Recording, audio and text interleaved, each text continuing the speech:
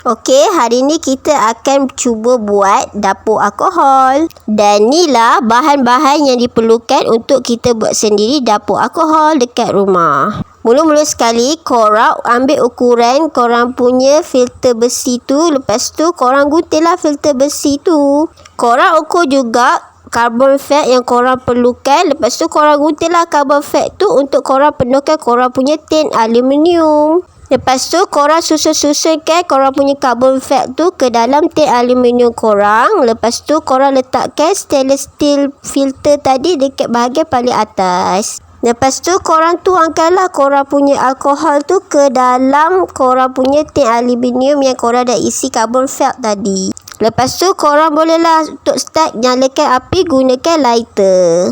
Dan korang jangan lupa untuk gunakan trivet supaya api korang pasang tu tak mudah terpadam. Selamat mencuba!